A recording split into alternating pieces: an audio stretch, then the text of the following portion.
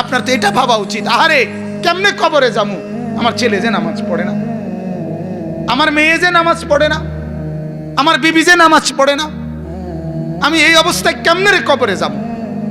এটা না হওয়া দরকার ছিল। আমি আমার আব্বারে দেখছি, আজকেও আমি এইখানে বসে এই কথাটা বলছি, ওই এই ঘরে খাইতে বসা আমি বলছি যে হায়, আমি একটু খানার জন্য, ভালো একটু তরকারির জন্য আমি চোখের পানি ফেলে কাঁদছিলাম। সেই আমি আজ মালিকের দয়ায়, মানুষের এই পরিমাণ মেহমানদারি যে যার কারণে মাঝে মধ্যে মানুষ কষ্ট পায়, খাইতেও পারি না।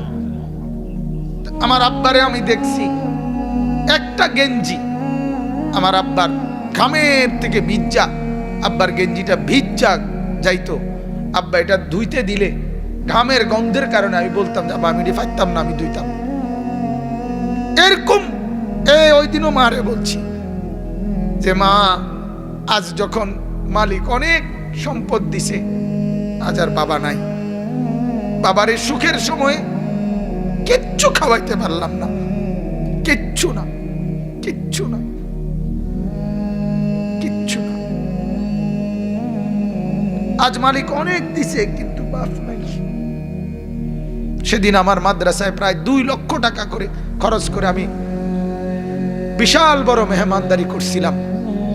আমার চাচা, মামা, ফুফা, খালু, জ্যাঠা, আমার মার মামা, সবাই দাওয়াত দিছি আমি, গাড়ি দিয়ে আনছি আমি আমার মাদ্রাসায়। এই তখন আমি দোয়ার মধ্যে বলছিলাম যে আজ আপনারা সবাই আসলেন, কিন্তু আজ আমি আমার বাবা নাই। তাহলে আমার ভাই, এক জিন্দেগির সবচেয়ে বড় পাওয়া, আমার আব্বারে দেখছি আমি। আমার আব্বা এটা কইতো, ফুত আমি প্রয়োজনে আরো কষ্ট করুম, কিন্তু আমার সন্তানরা দুনিয়ার কোনো ফিকির লাগবে না। বাবার এই একটা কথা ছিল যে আমি চাই আমার 5টা ছেলে আলেম হবে, যেন আমার মরার পরে আমার কবরের চতুর্দিকে আমার ছেলেরাই দাঁড়াইতে পারে।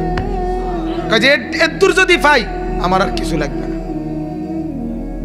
তাইলে আমার বাপ, আমার ফিকির তো এটা থাকা চাই। আপনার কাছে আমার অনুরোধ, আল্লাহ এটাই বলছেন, ও আমার বান্দা, তোমাদের সম্পদ, তোমাদের সন্তানাদি তোমাদের জন্য পরীক্ষা। এটার লোভে পড়ে, এগুলোর ফান্দে পড়ে আমাকে ভুলো না, আমার খেয়ানত করো না, আমার রসুলের খেয়ানত করো না, আখিরাত বরবাদ করো না। এরপরে আল্লাহ বলেন, ওয়া আন্নাল্লাহা ইনদাহু আজরুন আযীম। আল্লাহ বলেন আমার কাছেই একমাত্র আছে মহা বিনিময়। অর্থাৎ দুনিয়ায় যা করে গেলা এগুলোর বিনিময়, এগুলো তোমার জন্য খুব বেশি বিনিময় আসবে না। আমি আল্লাহর জন্য যা করলা, আল্লাহ বলেন কসম বান্দা, আমি এর প্রত্যেকটার উত্তম বিনিময় তোমাকে দেব। এই সোফা যদি 30,000 টাকা দিয়ে বানায়া থাকো, এই সোফা আখিরাতে তোমার জন্য কোনো পুঁজি দিবে না। আর আমার একটা সেজদার বিনিময়ে আমি আল্লাহ কোটি গুণ নেকি তোমারে ফিরিয়ে দেব। বুঝেন নাই কথাটা? এই জন্য আল্লাহ তাআলা, আল্লাহ বলেন আমার কাছে বিনিময়, আমাকে ভুলো না।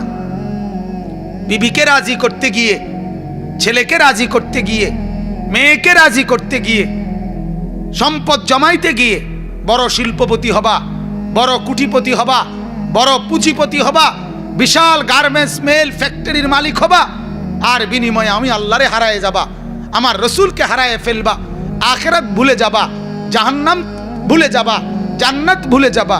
আল্লাহ বলে বান্দা না, এমনটা করো না, এমনটা করো না। ওই সম্পদ জমাইও না যে সম্পদ আল্লাহ ভুলায় দেয়। ওই বিবি বাচ্চা পাইলো না যারা আখিরাত ভুলায় দেয়। আল্লাহ আমাদেরকে বুঝার তৌফিক দান করেন, আল্লাহ আমাদের সবাইকে কবুল করেন, আল্লাহ আজকের এই মজমা কবুল করেন। যদি কোনো শক্ত কথা বলে থাকি মাফ করে দেন, কিন্তু আমার বাজান, আমি আপনাদের আখিরাত চাই, আমারও আপনাদেরও। মুরব্বীরা আপনারাও রাগ করেন না, আপনাদেরকেও শক্ত কথা বলছি, কিন্তু বলার উদ্দেশ্য হলো আমি আপনাকে স্পষ্ট বলতে চাই, আপনারা অনুরোধ, কেউ বিড়ি সিগারেট খাবেন না। কেন জানি আমার এই কথাটা আজকে বহুদিন ইদানিং এইবার বারবার এটা মনে হয় যে এই লোক নিয়মিত বিড়ি খায়। আমার কাছে মনে হয় ওই মুরব্বী যেন আল্লাহর কাছে, ফেরেশতার কাছে এটা বলে যে আমার সকাল বিকাল দুপুর সন্ধ্যা আমি বিড়ি ছাড়া আগুন ছাড়া থাকতে পারি না। ও আল্লাহ, তোমার কাছে অনুরোধ, আগুন ছাড়া আমার দিন কাটে না, রাত কাটে না, সকাল কাটে না, বিকাল কাটে না।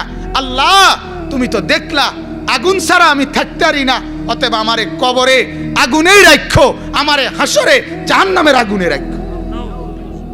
আর নাই তো কি, আর কি কারণ হতে পারে? এজন্য বাপ, আপনি যদি আমার দাদা হন, আমি আপনার নাতি, আমি চাই আমার দাদা যেন হয় জান্নাতি। আপনি যদি আমার বাবা হন, আমি আপনার ছেলে, আমি চাই আমার বাবা যেন হয় জান্নাতি। আপনি যদি আমার চাচা হন, আমি চাই আমি ভাতিজা, আমার চাচা যেন জান্নাতি হয়। তোমরা যারা যুবক ভাই, আমি যদি তোমাদের ভাই হই, আমি চাই তুমি ভাই, দুই ভাই মিলে একসাথে যেন হই জান্নাতি। বলো না ইনশাআল্লাহ? দোস্ত, কত ছেলে আমগরে ভালোবাসো, আমরা জানি তো বাজান, কলিজা দিয়ে মহব্বত করো তোমরা আমগরে। এই মহব্বতের তাকাজায় হয় তুমি আমার মতো হও, নাহলে আমারে তোমার মতো বানাও। একটা করো, এক সাইডে হও। হয় তোমার কাছে আমারে নাও, নাহলে আমার কাছে তুমি আসো। একটা তো করো ভাইয়া। তুমি তোমার মতো, আমি আমার মতো, এ জিন্দিগি কেমনে চলবে? তুমি ফয়সালা দাও, তুমি ফয়সালা দাও। আল্লাহ তাআলা আমাদের সবগুলো যুবককে কবুল করেন, আমিন।